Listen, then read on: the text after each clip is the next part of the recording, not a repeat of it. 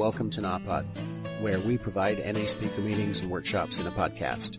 We are an ad-free podcast, and if you enjoy listening, please help us to be self-supporting by visiting napod.xyz, look for the donate link, and drop $1 or $2 in the virtual basket. If you're also in AA or have friends that are, please tell them about our other podcast, Sobercast. Sobercast features AA speakers and workshops in the same format as NAPOD. We upload a new speaker every day, and it's easy to subscribe by searching for Sobercast, that's 2 words, on any podcast player app, or go to Sobercast.com. Enjoy the podcast, and thanks for listening.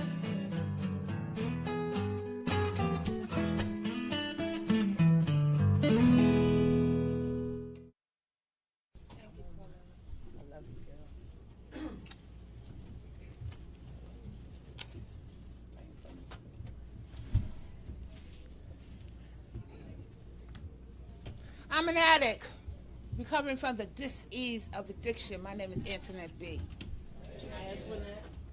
I want to thank the programming committee, Maligna, for inviting me out here. This is my first time in PA, and I went through it today.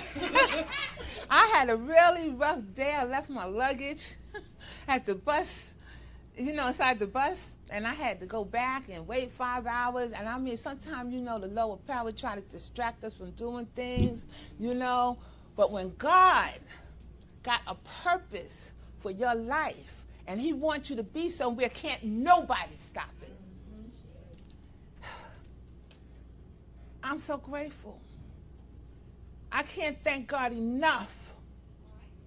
I can't thank God enough for all he's done for me. This is my 27th year living with full-blown AIDS. It's also my 6th year in remission from severe stomach cancer. Yes. I'm so grateful. Yes. I'm so grateful. God is so good. No, good done played out. God is awesome. Yeah. God scraped me up. A disease-infested addict like me, living with AIDS, cancer, herpes, hepatitis C. He scraped me up. He scraped me up. And I'm so glad that God gave me grace and mercy instead of justice, because if he had given me justice, I wouldn't be here. I would not be here had he given me justice. If I tell you the truth about me, they say this is a program of unconditional love. If I tell you the truth about me, will you still love me? I can't hear you. I'm going to tell you the truth anyway. Because that's how it works. Honesty, open-mindedness, and willingness, and I'm talking about honesty on a deeper level. Not that superficial stuff, that honesty on a deeper level, because you see, the lower power tries to plant a seed of infirmation and condemnation into our spirit. He wants us to feel weak. He wants us to feel unworthy. He wants us to stay weak and feeble. I'm a product of incest. I'm originally from Darlington, South Carolina. My mother and father are blood brother and sister. My mother and father were pedophiles that used to rape, kidnap, molest, sodomize little girls, little boys, babies. And I remember the horror. I remember the pain, but there was nothing I could do about it because the same thing was happening to me. I didn't know then that I had a dis-ease that would try to rob me of all my hopes, my dreams, my goals, my talents, my skills, my attributes, my aspirations. Mirror, mirror on the wall. That mirror isn't there at all. The pain inside the mirror that I see, the pain was not in the mirror. The pain was inside me. And I share that to say, I'm going to talk about the planting fields of my life. You know, where words got planted in the spirit. That's why they say, you know, you got to be careful what you say to people. Because words have power. And they plant seeds into the spirit. And words was planted into my spirit at an early age. Words like, you ugly, you stupid, you ain't never going to be nothing, you got a big nose. Oh, you just so ugly. And you don't have to be recovering from the dis-ease of addiction from a drug to have the dis-ease of addiction. Because my mother, she didn't drink. But that didn't stop her from holding me over the toilet at 4 years old and letting men sodomize me in every hole I had. It didn't stop her from holding my head between her legs. She didn't drink. And all I ever wanted was my mother to love me. And like I said, I remember the horror. I remember the pain. But there was nothing I could do about it because a lot of those children didn't make it. And the same thing was happening to me. I was being sold. I was being molested. I was being turned out by my mother and father. Eventually, my mother and father, they went to jail. They got caught up with, because back then in those days, they didn't have rules like they have now with children. And we lived in the backwoods. My mother and father wealthy, they had money from that business they had of selling children and babies on the black market. They finally went to jail. And when they came out of jail, they got ran out the South. Because they wasn't playing that stuff in Darlington, South Carolina. They were ran out the South.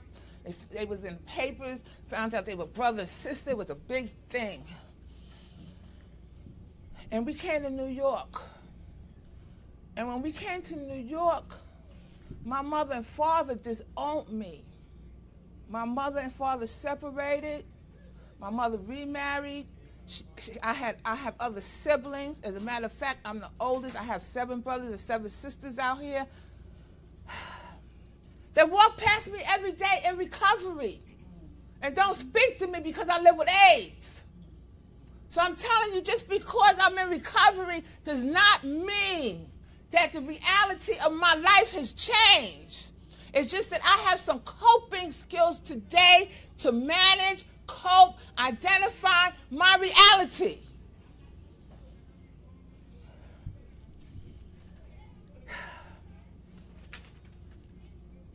I grew up in those tunnels.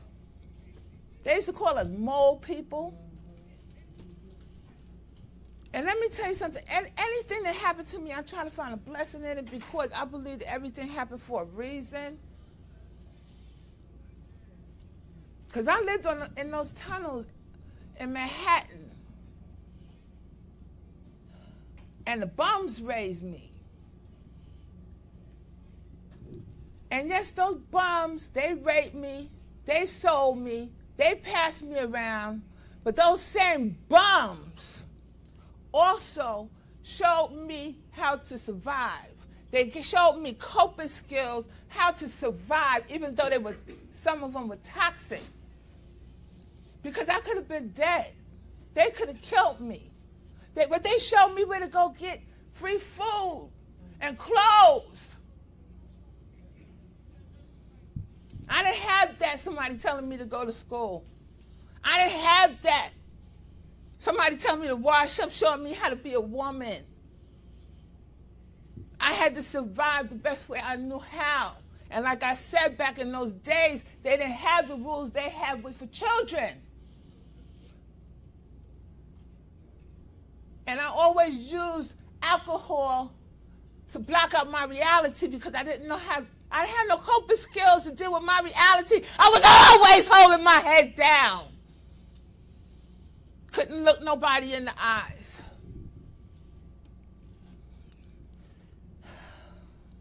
And I was using drugs heavily, shooting needles in my neck, in my feet, under my arms. I had hands so big that if you would have touched one of them, pus would have jumped out all over you. And I had 11 children out there by different men. And I cannot tell you who the father of none of those children are. 2 born with AIDS. They didn't ask for this.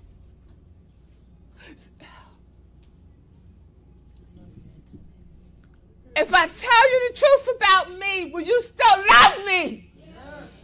I can't hear you. Yes. I'm going to tell you the truth anyway. Because that's how it works. That's right. I don't think that this is just for me, that nobody wants to grow up and be a crackhead.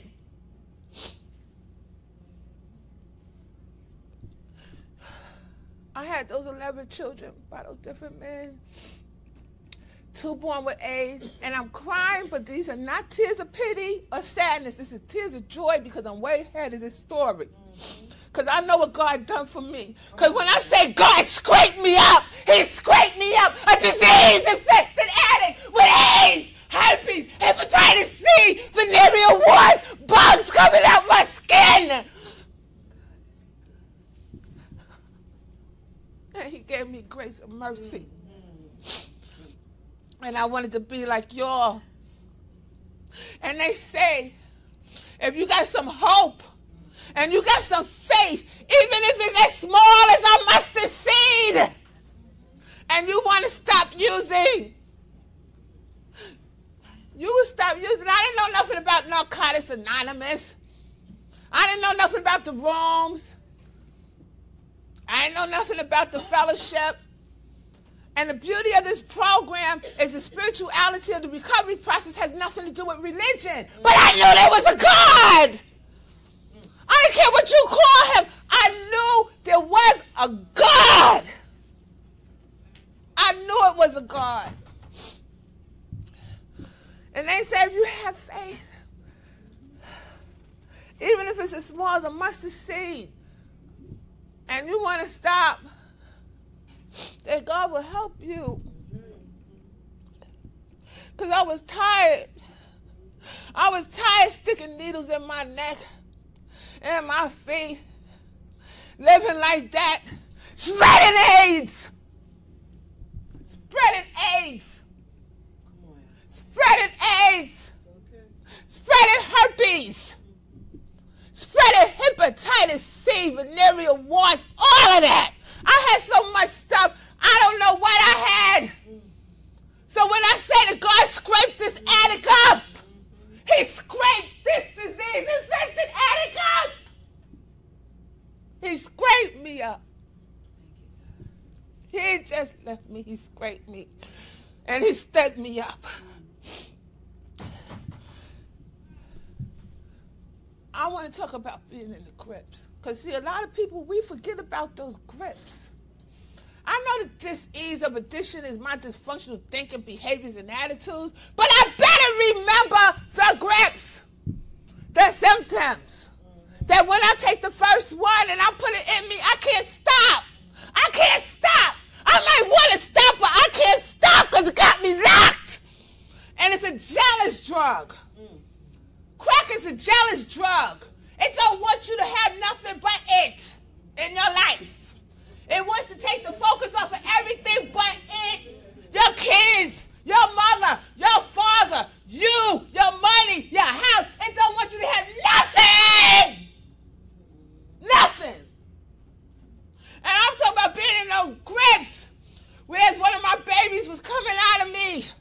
And I'm holding the baby's head between my knees in a lock position and the blood gushing down. And I can't put the stem down. And somebody knocking it out my hand to get me to the hospital. Because I couldn't put it down. If I could have put it down, I would have put that stuff down. But I couldn't. Getting hit by a Jeep. going to get a hit. Back then it was $2. I don't know how much it costs now, and I don't want to know. But back then it was $2. And you know how your mind be so focused on going to get the next one? And this Jeep bounced me up in the air. Somehow I ended up under the car. And the man knew I was a crackhead, so he jumps out the Jeep, and he got a fistful of crumpled dollar bills, and he passed it to me under the Jeep, and I snatched that money, and I scrambled from under that Jeep, and I went straight to the crack spot. And then the next day, I'm walking on my heels. I can't walk, talking about what happened to my feet. My girlfriend said, I'm not going to curse. She said, bitch. Don't you remember you got hit by a Jeep last night? Because my feet was broke. Both of my feet, my wrist was crushed. I'm talking about using it you don't want to use. I believe that shit's alive. Contorted life in an altered state. That's why when you put it in you, you take that hit and all of a sudden you all stuck on stupid and stupidly stuck. And I wanted to stop using. I didn't want to live like I was living anymore. I wanted to be like y'all, because like I said, I didn't have that. I didn't have that. I had somebody guiding me and telling me to go to school, and then go to school, wash your behind. I didn't have that. I wanted to be like y'all. And I had to go to God. And I had to say, God, please help me. And when I asked God to help me, I asked him for the deepest part of my being to help me. And I really, at that time, I had that small little mustard seed of faith. And he did. But let me tell you, it was a process of mental institutions, because I was suicidal. I was always trying to kill myself. I was a cutter. Rehabs, detoxes, in and out, in and out. And when I came in the rooms, I was old. I didn't understand what was going on, and I was always tweaking. You know, when you're in the grips and you're tweaking, and I couldn't sit down, and bouncing back and forth to the coffee pots. And the women used to talk about me, and the men say, look at her, she can't sit down. She got in that lopsided wig and then rimmed over shoes, and she keep hopping back and forth to the coffee pot. My sponsor said, God damn it, if she want to hop, let her hop. At least she ain't hopping to get a hit. So I continued to hop. And I sat in the front.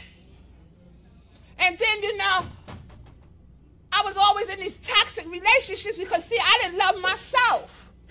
I didn't know what a real healthy relationship was. And every time I was in a relationship, I get a relationship with somebody who looked like some kind of celebrity. I came in with a midget looked like Mr. T. Then I met James Brown, Rick James, and the love of my life, Dennis Rodman. And I married them in the rooms. I married them, and I'm not talking about people with a little bit of clean time. I'm talking about these men had 10 years, 12 years, 14 years. They used to call me Mama Hammer Slammer Jammer. That was my street name. They would marry me. But I share this for the newcomer. Everything that look good to you ain't good for you. Because everybody ain't telling their story. And I wasn't ready to get honest. I was full blown. Come on, Cher. I had herpes. I had venereal warts. I had all of that. But see, God brought me to a place in my life now where it don't matter what people think and say about Anntionette B, because I got a God and a fellowship that love me. I could family. It don't even matter to me about that family that don't talk to me because God gave me a brand new family who love me for myself. And I had these secrets, and I kept going in and out the rooms, getting married to James Brown and Rick. Didn't tell him I had AIDS. Same day I get married, I'm back on the corner, spreading AIDS again. Spreading my nasty diseases again. Selling my wedding band, and they in the rooms taking the burning desire, talking about how they feel. Because, see, you need to listen to people's stories. Let the newcomer recover. And sometimes you need to listen to the old-timer story, too. How about that? So it worked both ways. And I would get married in these rooms. And I continued to go in and out. In and out. I was always the most important person at every meeting. And I got tired of that shit. I really did. Sick of that. But I remember, let me tell you something. Each time you use, it gets worse. And even for me, it got worse. You would think, well, it done got so bad for her, it can't get no worse. Well, it got worse. Because the last time I used, I felt something eating me. And it felt like a rat was in my stomach eating me alive. Chewing chunks of my meats raw. And the pain was unbearable. And I had to go to God again and ask God to please help me because I couldn't stop. Let me tell you something. Let me tell you how bad crack is. I had neuropathy. When you got neuropathy in your legs and 0 T cells, you ain't supposed to be able to walk. You ain't supposed to be here. That stuff had me jumping over buildings, rooftops, downstairs, flights of stairs. It's alive. It's contorted life in the altered state. That's why they used to call alcohol spirits. You put that stuff in you, and the demons like, woo! You know? No, seriously, you know? And I felt something eating me. And I had to go to God again, and I had to ask God to please help me. Because I wanted to stop using, I couldn't. I was back in that vicious cycle in the grips of a disease that has a character, a personality, and a nature. Cunning, baffling, and insidious. Cunning, meaning sly, expert, master in the art of manipulation, deceptive, deceitful, sabotaging. And on the flip side of that, it means cute, charming, and appealing. Baffling, to trick, to puzzle. Insidious, to lay in wait. Already well established before becoming a parent. How about that? Caught in the grips. Caught in the grips. Like I said, I went to God and I asked God to help me. And again, he helped me. And again, that last time I used, I was so messed up. I had a herpes breakout all over me. 0 T cells. Full blown. And this pain, unbearable pain in my stomach. That when I think about it now, it knocks tears to my eyes because I want nobody to feel that pain that I felt. This thing was eating me. And I was making so much noise and just screaming and hollering that they gave me an MRI. And when they gave me the MRI, they said, the internet, you can't do detox, you got cancer. This cancer had rotted out half my stomach. That crack had me running around with a rotten stomach. You don't want to be in the AIDS unit back then. Back then, they used to call it GRID. Before it was named HIV, it was called GRID. And the AIDS unit was so nasty. And they put me in that room, and it was just me and God. Me and God. Me and God. So nobody came to see me. And when they came in there, the doctors and the nurses, they were having a little pen light. They'd be all wrapped up, you know, scared to touch me, standing a distance from me. And they said, Anntionette, you got to go to the hospital because you're going to die. But let me tell you something. God, ain't no doctor in charge. God is in charge. And I said, I am not going to die, and I'm not going to the hospital either. And they said, no, you got to go to the hospital. I said, I'm not going to the hospital. I'm going home to Dennis because I had married Dennis. And they said, well, we don't know who Dennis is, but you got to go to the hospital. I said, I'm not going to the hospital. I'm going home to Dennis. Right. So when it came time for me to come home from the hospital, Dennis didn't show up. But one of my 11 kids came, my oldest son, and I was in a wheelchair. I had life-sustaining equipment. And they gave me a 24-hour visiting nurse that split shift. So like when one shift finished, another one come in. And when they got me home, Dennis had robbed out my complete apartment. He stole everything. My onion that was in the refrigerator, my one ice cube, all the light bulbs, everything that worked by electricity, Dennis sold it. And when I went to the window, all the crackhead girls on the block was walking around with my wigs on. And my clothes. And you know, I like the colors wig, the red, the blue, the purple. And they looking up at me talking about, yeah, B, we was in your house with your man. You talking about humility? I wanted to fly out that window, but I was all messed up. I couldn't do nothing about it. And let me tell you something about being in a toxic relationship. Because that's what I call it. Loving somebody more than you love yourself.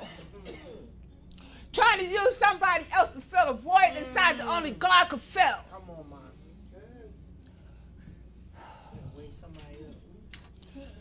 This man, I was so codependent. I was so needy. I was toxic myself. See, we attract who we are. Because I was just as sick as he was, but in a different way. See, he was an old, broke-down, busted-looking, Dennis-looking rodman, thinking he was, you know, a $2 pimp, Mac Daddy. He had a blonde weave. You know what I'm saying? A checkerboard suit. But I couldn't see good. Okay. Love is not only blind, sometimes it's deaf, dumb, and stupid. Deaf, dumb, and stupid. Because I was so locked in this relationship, and I couldn't let Dennis go because I was in love with Dennis. Ooh, that was my man. And I wasn't even screwing Dennis. If I tell you the truth, yes, will y'all still love me? Because I'm going to drop it. Yes. I'm going to tell you anyway. That's how it works. No, I'm talking about honesty on a deeper level because sometimes, and it's not my fourth step that I'm sharing, so I need to put that out there. Because my fourth step, I don't go, it's between me, God, and my sponsor. This is just a tip of my iceberg. Dennis was bisexual. I love bisexual people. It don't matter to me. And Dennis was so toxic that he would be in the room having sex with men, women, and chickens. Let me let that sit in. Yeah, I said that. Yeah. Chickens. And they be in there talking about, oh, I feel so good. And the chicken going, buck, buck, buck.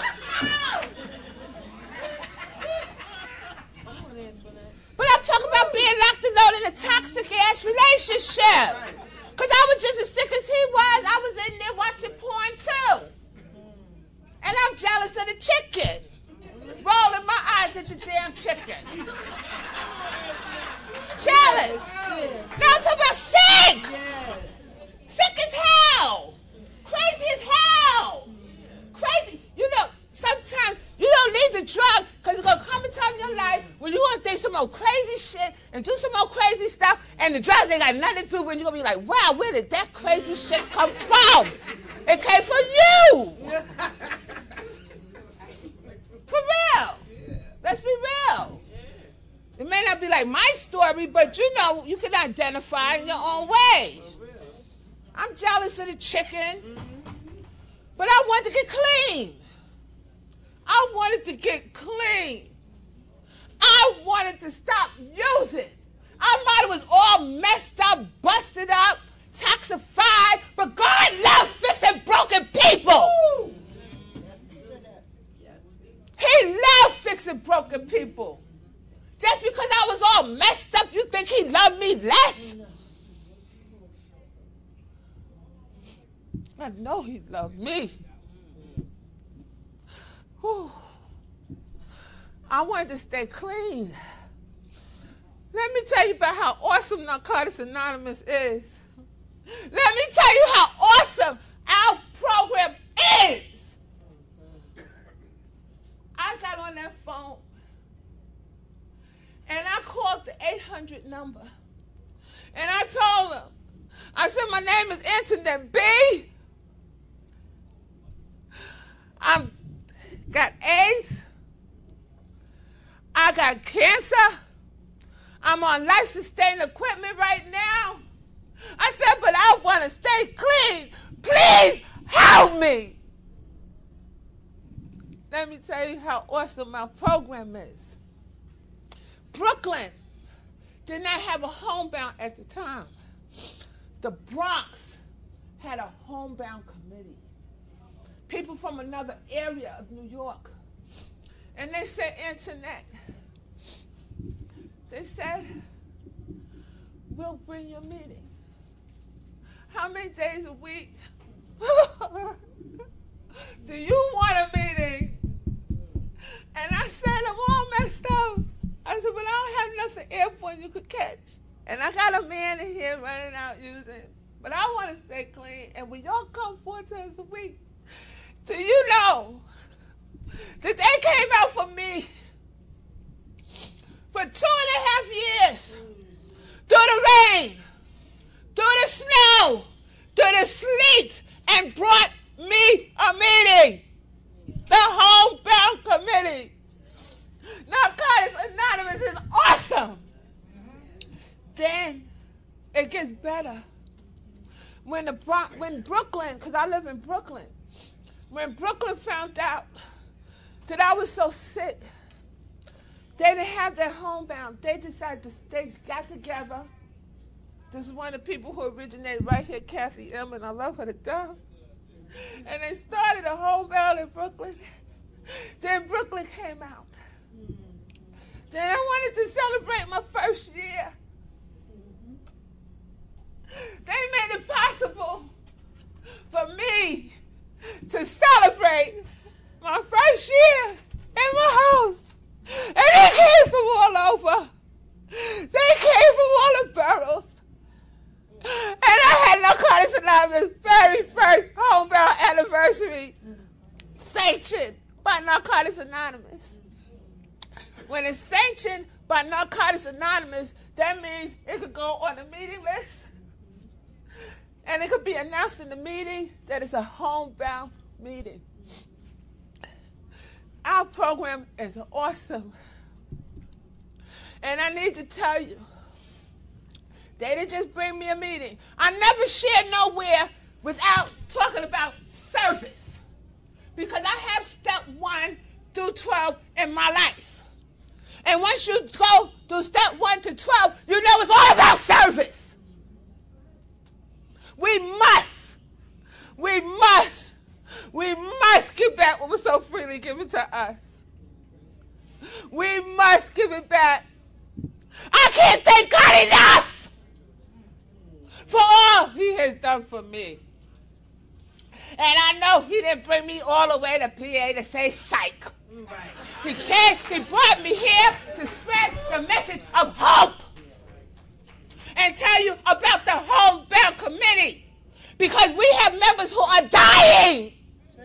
And sometimes people think that just because they don't see you in a while, that you don't went out and use, and they're in the hospital sick. They're dying with cancer. They're dying with AIDS or whatever. And we're there. Because in Narcotics Anonymous, we're never alone. When we say never alone, we're never alone. And they was there for me. They didn't just give me meetings. They gave me book study. Kathy became my sponsor. We did step work. Women changed Pampers. People put my medicine in my machine. The men would carry me from room to room. And it was a process, from the wheelchair to the walker to the cane. But I'm here. Yes. And today, I'm the coordinator of the Homebound Committee. Yes. Of the region. And I'm walking around with heels. You know, people, they want to count you out. Come on. You don't let nobody count you out. You don't let nobody count you out. It's not over till it's over. There's only one God, and we are not it. There's only one God, and we are not it. I am so grateful. I'm here today to tell you about a service, Homebound, that a lot of people don't even know about. A lot of areas didn't even know that we had a Homebound Committee. And anybody want to get it started, I have the information package that I will pass out after this meeting. To anybody who want to get it started in their area, it's a loving service. It's even, for me, a little bit more deeper than H&I. Because we go up in those hospitals. We go into people's homes who can't make it to a meeting. You don't just have to be sick. You could be pregnant. Can't make it to a meeting. You broke your leg. You can't make it to a meeting. I can't share enough about Narcotics Anonymous because God is so awesome. And let me tell you something. I want to tell you about secrets. Get down there, deep in your spirit, newcomers, and talk about all that stuff that's been eating you up, toxifying your spirit, that may cause you to go out time and time and time and time again and destroy yourself. Talk about how you feel. Spit it out. And sometimes these relationships ain't healthy for us because it makes us take the focus off ourselves. Because sometimes God done already removed toxic people out of our lives and we call it back. We call it back because we in love. I told you about love. Told you. It's not only blind, it's deaf, dumb, and stupid sometimes. And know that you're worthy today. Stop counting your problems and start counting your blessings. Stop counting your problems and start counting your blessings. Today, I stop telling my God how great my problems is. And I tell my God, my problems, how great my God is. I'm a grateful, blessed, recovering addict. I incorporate spiritual principles into my life. Honesty in the first, hope in the second, faith in the third, courage in the fourth, trust in the fifth, willingness in the sixth, humility in the seventh, forgiveness in the eighth, restitution in the ninth, perseverance in the 10th, spirituality in the 11th, and most of all, service. Because like I said, we must give back what was so freely given to us. So if you knew what you doing sitting in the back, Right. you need to be sitting in the front. Right. Looking the speaker directly in the mouth. That way you get what you need. Because sometimes people be cross, talking, flopping, hip-hopping, boxing on the side, or whatever they do. But if you sitting in the front, you get what you need. Let me tell you, those secrets was killing me. When I came in here full-blown with AIDS, it was killing me. It was causing me to go out time and time again because I had that secret. I didn't want nobody to know. I worry about y'all knowing. I want y'all to know my business. But let me say something. No, but listen. Right. I had no business. Because when I raised my hand, because I was dying, I said, God, I got to do this for me. And I raised my hand, and I said, my name is Anntionette B, and I got this secret. I got to get it off of me because it's killing me. Because I wasn't doing what I needed to do for myself because I had this secret. And I said, I got AIDS, and I had it for multiple years. Double digits. You know what they said? Yeah, Anntionette, talk about it. I said, oh, shit. I said, I'm going to test them. I said, I'm going to test them. I said, I got herpes, too. Oh, we love you the more, Anntionette. Oh, my little hero. You little hero, you. You're recovering addicts. Yes. I love you all.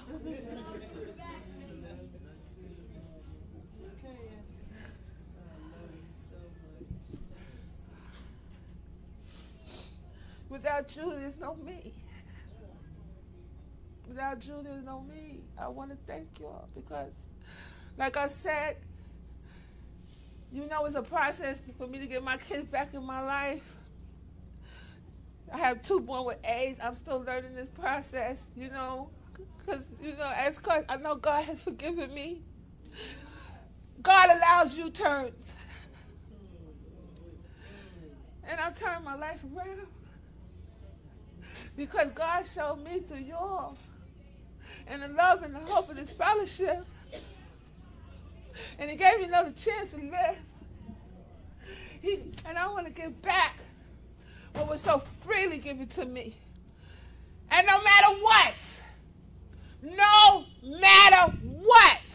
I share it to say, I want to hear y'all say too, no matter what, we don't use. That's right. We don't have to use. I don't care. I don't give a damn what happened. We ain't got to use. I love you. My name is Anntionette B. Thanks for letting me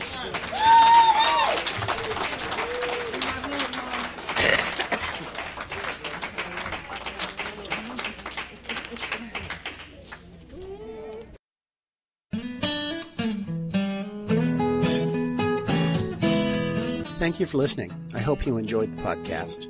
Please help us improve our ranking so others can find us by putting a review on Stitcher, iTunes, or your favorite podcast index. Nawpod is ad-free thanks to the folks supporting the show with $1 more per month. If you enjoy listening, you can join them by going to nawpod.xyz and looking for the donate link. Thank you for listening. Have a great day.